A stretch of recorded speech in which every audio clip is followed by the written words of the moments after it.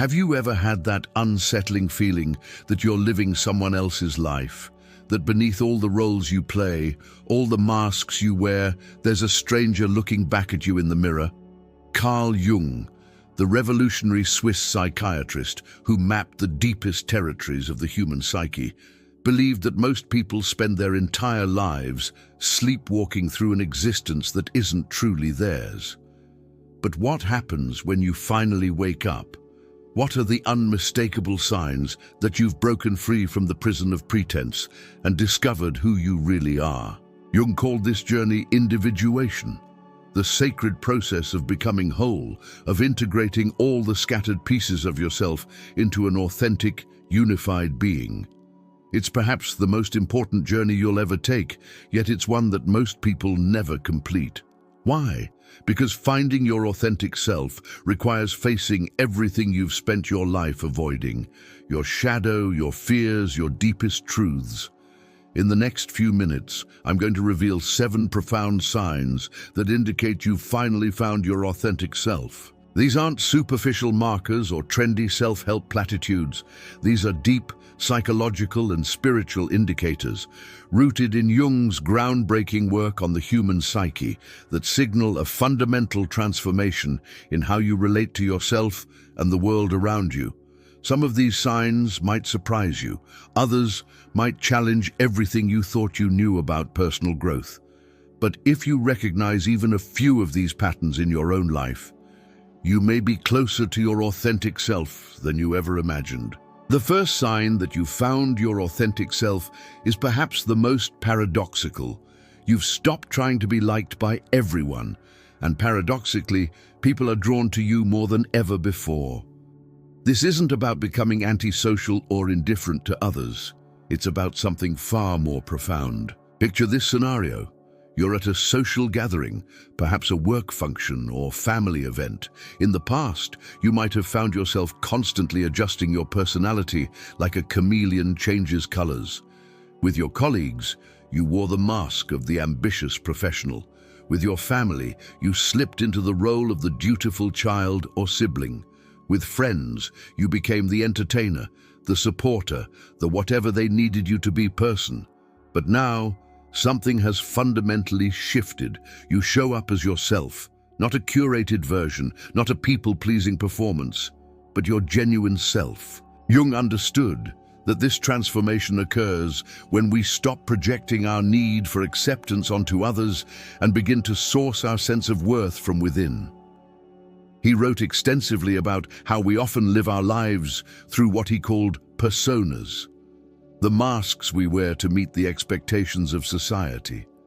The word persona actually comes from the Latin word for the masks worn by actors in ancient Roman theatre. How fitting that Jung chose this term, because for most of our lives, we are indeed actors playing roles we think others want to see. When you find your authentic self, you realize that seeking universal approval is not only impossible, but soul-crushing. You begin to understand what Jung meant when he said that the privilege of a lifetime is to become who you truly are. The energy you once spent contorting yourself to fit into other people's expectations is now available for more meaningful pursuits: creativity, genuine connection, personal growth.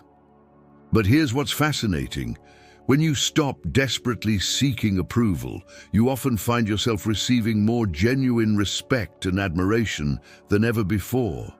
Why? Because authenticity is magnetic. People can sense when someone is real, when they're not performing or pretending. There's a quality of presence that authentic people possess, a groundedness, a sense of being at home in their own skin that others find deeply attractive. The psychological consequence of this shift is profound. You experience what Jung called psychological differentiation, the ability to distinguish between your true feelings and thoughts and those you've adopted to please others. This leads to a kind of inner peace that people who are still trapped in people-pleasing patterns can't comprehend. You sleep better at night because you're not constantly worried about whether everyone likes you. You make decisions based on your values rather than on what you think will make others happy. The second sign that you've discovered your authentic self is equally transformative. You've made peace with your shadow, and you no longer judge others for the very qualities you once rejected in yourself.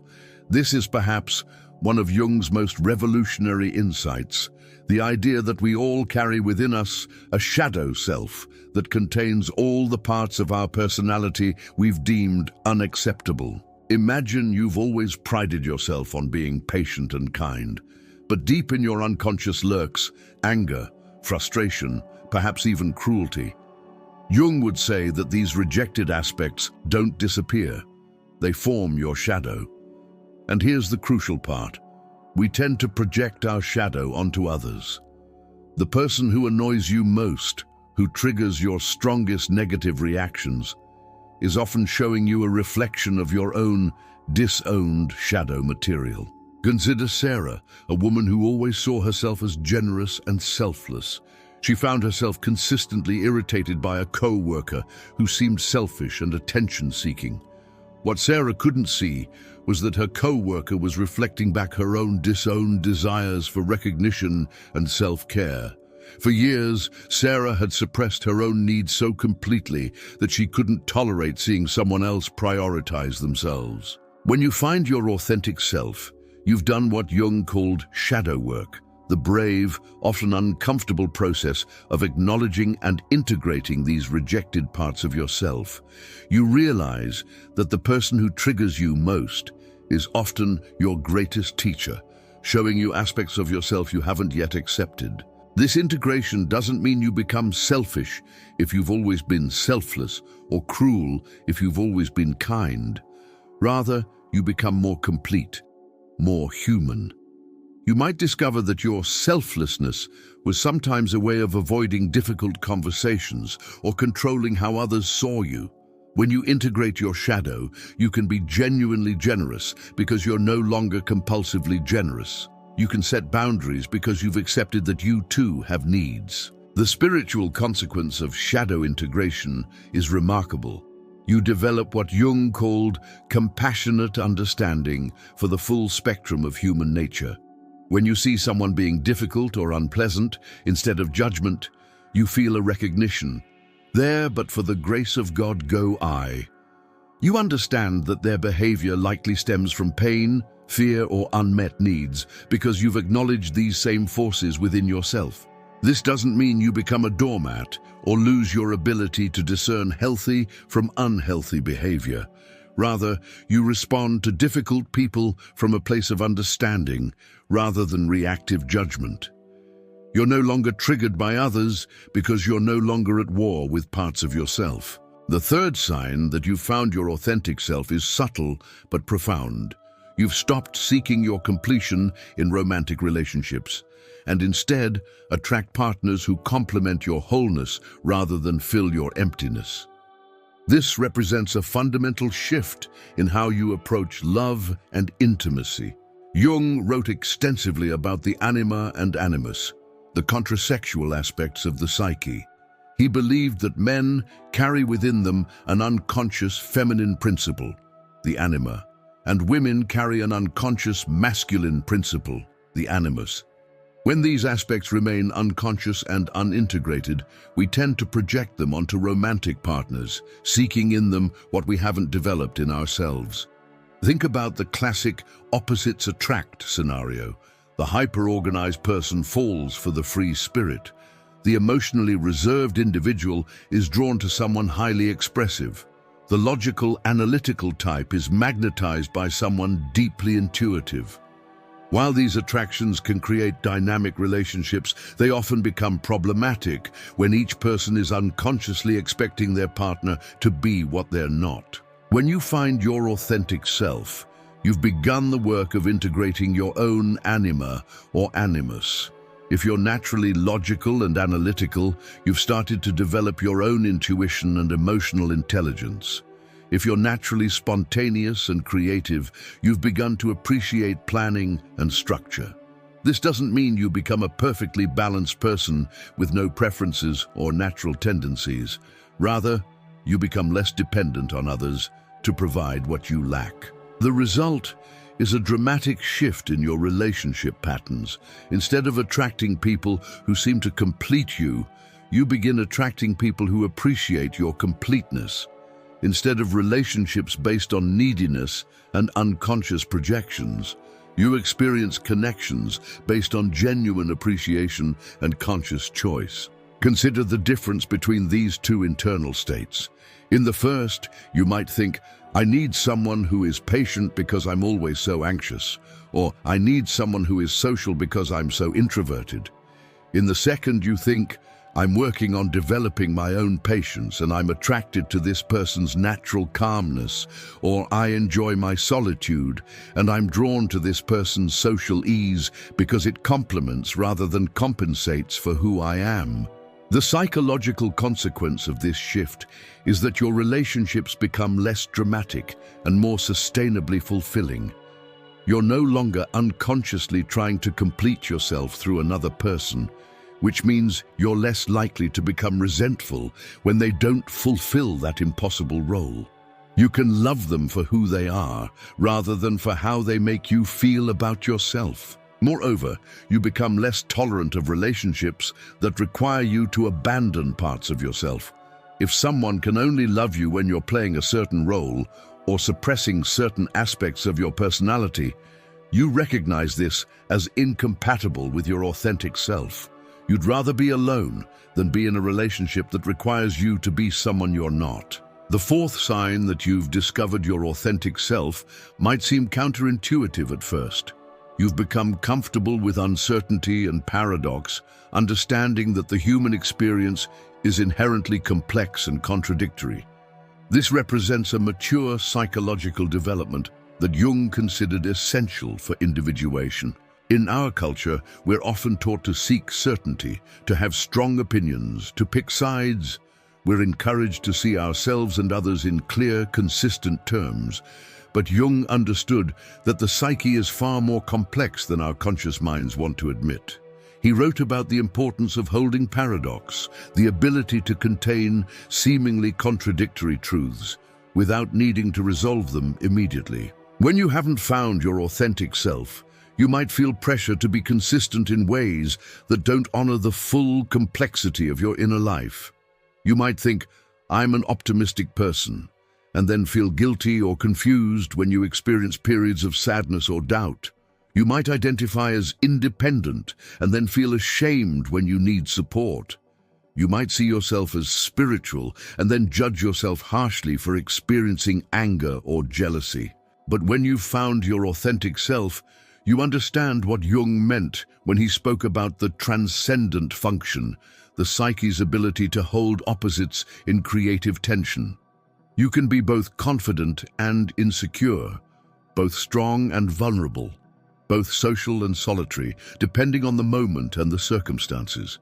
You don't need to resolve these seeming contradictions because you understand that they're part of being fully human. This comfort with paradox extends beyond your relationship with yourself to how you view the world. You become less black and white in your thinking. You can appreciate that someone can be both kind and cruel, that a situation can be both fortunate and challenging, that a decision can be both right and difficult. You develop what Jung called psychological sophistication, the ability to hold complexity without being overwhelmed by it. Consider how this might show up in daily life. You might find yourself saying things like, I love my job, and I'm also frustrated by certain aspects of it, rather than feeling you need to decide whether your job is good or bad. You might acknowledge, I'm proud of my progress, and I'm also aware of how much further I want to go, instead of focusing only on your achievements or only on your shortcomings. The spiritual consequence of embracing paradox is a deep sense of peace with the uncertainty of life. You stop trying to control outcomes you can't control because you understand that uncertainty is not a problem to be solved, but a fundamental aspect of existence to be navigated with grace. You develop what Jung called religious attitude, not necessarily belief in a particular deity, but a sense of reverence for the mystery and complexity of life itself. This doesn't mean you become passive or stop making decisions. Rather, you make decisions from a place of wisdom, rather than from a desperate need for certainty. You understand that all choices involve trade-offs, that all paths have both gifts and challenges, and that your job is not to find the perfect path, but to walk your chosen path with integrity and awareness. If you've been resonating with these signs, you might be wondering how this journey of authentic self-discovery actually feels from the inside. I'd love to hear about your own experiences in the comments below. Have you noticed yourself becoming less concerned with others' approval? Have you begun to see your triggers as teachers rather than enemies? Your insights could help someone else on their own journey toward authenticity. And if this exploration is stirring something in you, consider subscribing for more deep dives into the wisdom of Jung and the path to psychological wholeness. The fifth sign that you've found your authentic self represents perhaps the most challenging aspect of individuation. You've learned to trust your inner authority over external authorities, even when doing so requires standing alone. This is what Jung considered one of the hallmarks of psychological maturity, the development of what he called ethical autonomy. Throughout our lives, we're conditioned to look outside ourselves for guidance. As children, we rightly look to parents and teachers. As adolescents, we often transfer this authority to peer groups. As adults, we might look to religious leaders, cultural norms, social media influences, or societal expectations. While external guidance can be valuable, Jung believed that true individuation requires developing the ability to discern for yourself what is right and true. This doesn't mean becoming arrogant or dismissive of wisdom from others. Rather, it means developing what Jung called differentiated thinking, the ability to take in external information while maintaining connection to your own inner knowing. You become able to say, I understand that this is what my family expects, or what society considers normal, or what my friends think I should do.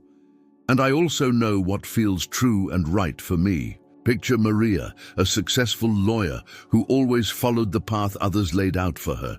She went to law school because her parents valued security and prestige. She worked at a prestigious firm because that's what was expected of successful lawyers. She bought a house in the suburbs because that's what successful people her age were supposed to do. But something inside her had always been drawn to environmental activism and simple living.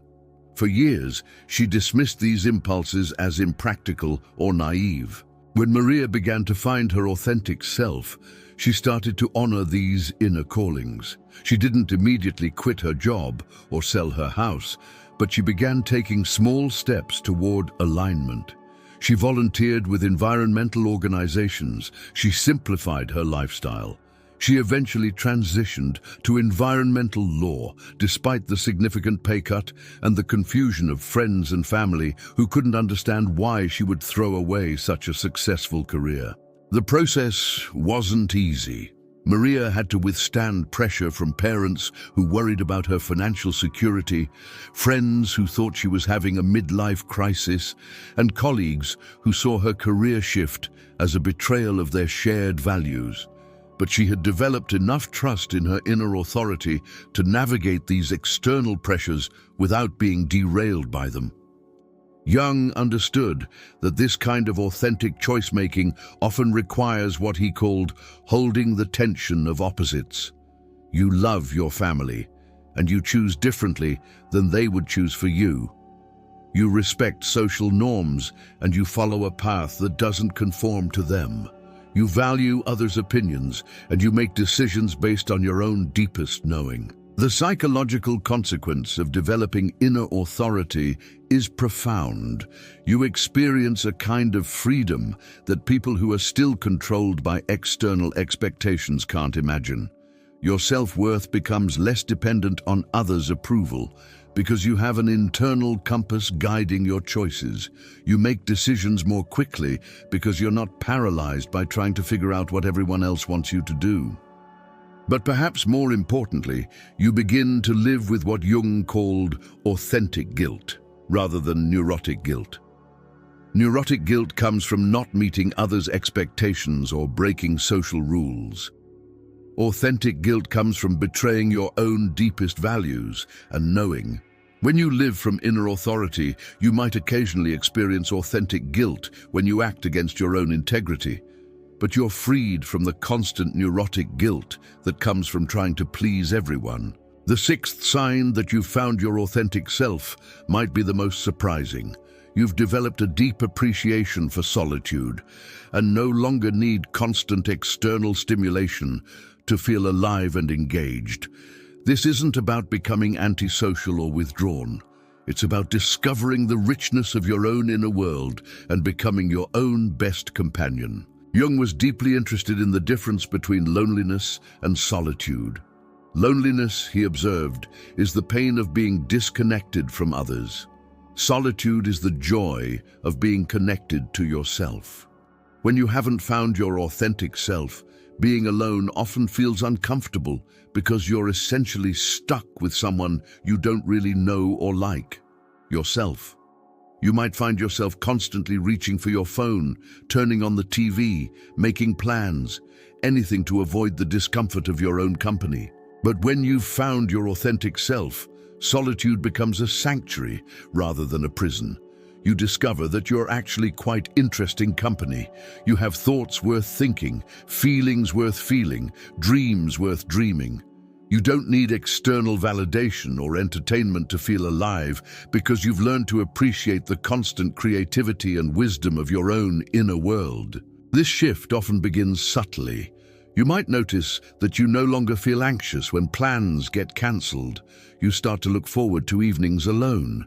You find yourself taking longer walks without music or podcasts, simply enjoying your own thoughts. You discover the pleasure of eating a meal slowly, of taking a bath without rush, of sitting in nature without the need to document the experience for social media. Jung wrote about the importance of what he called active imagination, the conscious dialogue with the unconscious mind that becomes possible when we create space for inner reflection.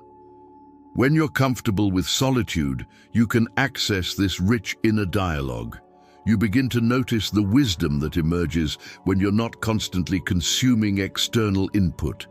You develop what Jung called the transcendent function, the ability to bridge conscious and unconscious awareness. Consider the difference between someone who uses solitude for genuine self-reflection and someone who simply isolates to avoid discomfort. The first person might spend an evening journaling, walking in nature, or simply sitting quietly and allowing thoughts and feelings to arise without judgment. They're actively engaging with their inner world. The second person might spend the same evening binge-watching TV or scrolling social media, technically alone, but not truly in solitude. The spiritual consequence of embracing solitude is that you develop what Jung called relationship with the self, capital S self, meaning the deepest, most authentic part of your being. You begin to experience yourself as more than just your ego, your personality, your roles, or your problems. You touch into something larger and more enduring within yourself. This inner relationship then enriches all your outer relationships. When you're comfortable being alone, you come to relationships from choice rather than need. You can be fully present with others because you're not desperately seeking from them what you haven't learned to give yourself. You can enjoy deep conversations because you've developed the capacity for deep reflection. You can offer others authentic presence because you've learned to be present with yourself. The seventh and final sign that you've found your authentic self is perhaps the most profound. You've begun to experience what Jung called synchronicity, meaningful coincidences that suggest a deeper intelligence operating in your life. More importantly, you've learned to trust this intelligence and allow it to guide your path forward. Synchronicity was one of Jung's most controversial and fascinating concepts. He defined it as meaningful coincidence, events that are causally unrelated but psychologically significant. When you're living from your authentic self, you become more attuned to these patterns. You might think of an old friend just before they call. You might stumble upon exactly the book or opportunity you need at exactly the right moment. You might meet someone who provides crucial insight just when you're grappling with a particular challenge. Jung believed that synchronicity occurs more frequently when we're aligned with what he called the self, our deepest, most authentic nature. It's as if the universe begins to conspire on behalf of someone who is living their truth. This isn't magical thinking. Jung saw synchronicity as evidence of what he called the collective unconscious, the deeper layers of the psyche that connect us all.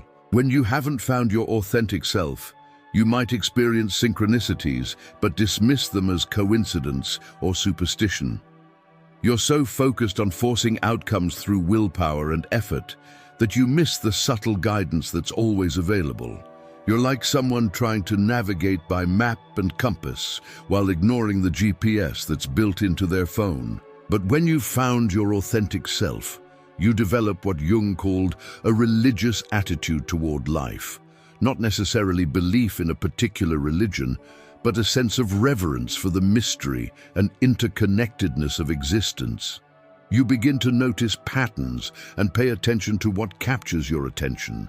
You learn to distinguish between ego-driven desires and what Jung called the will of the self, the deeper intelligence that knows what you need for your highest development. This might manifest as a growing trust in your intuition about people and situations. You meet someone and immediately sense whether they're aligned with your path, not through judgment, but through some kind of inner knowing.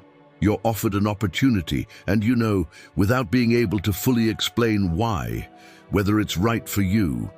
You're faced with a decision, and you can sense which choice will lead to growth and which will lead to stagnation. The psychological consequence of living in alignment with synchronicity is a profound sense of being supported by life itself. Instead of feeling like you're struggling against the current, you begin to feel like you're flowing with it. This doesn't mean life becomes easy or free from challenges. Rather, challenges begin to feel meaningful, like they're serving your development rather than simply happening to you randomly. You develop what Jung called active patience, the ability to take aligned action while remaining open to guidance and course corrections. You can work toward goals while holding them lightly, trusting that if something is truly meant for you, the path will unfold in ways you might not have expected. You learn to cooperate with life rather than trying to control it. The spiritual consequence of recognizing synchronicity is perhaps the most transformative of all. You begin to experience yourself as part of something larger than your individual ego. You sense that your authentic self is not separate from the world around you, but intimately connected to it. Your individual journey toward authenticity becomes part of a larger evolution of consciousness that includes but transcends your personal story. This doesn't lead to passivity or fatalism. Rather, it leads to what Jung called conscious participation in your own development and in the development of the world around you. You understand that finding your authentic self is not just about personal fulfillment, though it certainly includes that, but about contributing your unique gifts to the larger human story. You begin to see that every person who finds their authentic self makes it easier for others to do the same. Every act of genuine courage, every moment of authentic self-expression, every choice to honor your deepest truth rather than conform to external expectations. These ripple out into the collective consciousness and make authenticity more available to everyone. As we come to the end of this exploration, I want to leave you with one of Jung's most powerful insights. The privilege of a lifetime is to become who you truly are. If you've recognized yourself in these 7 signs, you're well on your way to claiming that privilege. If you haven't seen these patterns in your life yet, don't despair. The very fact that you're drawn to this exploration suggests that something authentic is stirring within you.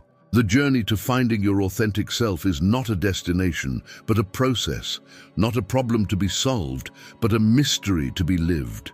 It requires courage because it means letting go of who you thought you should be to discover who you actually are. It requires patience because this kind of deep transformation doesn't happen overnight. And it requires compassion because you'll inevitably discover aspects of yourself that you'll need to learn to love. But here's what Jung knew, and what every person who has found their authentic self can tell you. This journey, challenging as it may be, is the only one worth taking. Everything else, all the external achievements, all the approval from others, all the attempts to find fulfillment outside yourself, pales in comparison to the deep satisfaction of coming home to who you really are. Take a moment right now to ask yourself, which of these signs resonated most deeply with you? What would it feel like to trust your own inner authority more completely? What would change in your life if you stopped seeking completion in others and began appreciating your own wholeness? What dreams or desires have you been ignoring because they don't fit with others' expectations of who you should be? These aren't just idle questions. They're invitations to begin or deepen your own journey toward authentic self-discovery. Jung believed that every person who undertakes this journey not only transforms their own life, but contributes to the healing and evolution of human consciousness itself. Your authenticity matters, not just for your own fulfillment, but for the world's awakening. The path to your authentic self is calling you. It has always been calling you. The only question is, are you ready to answer?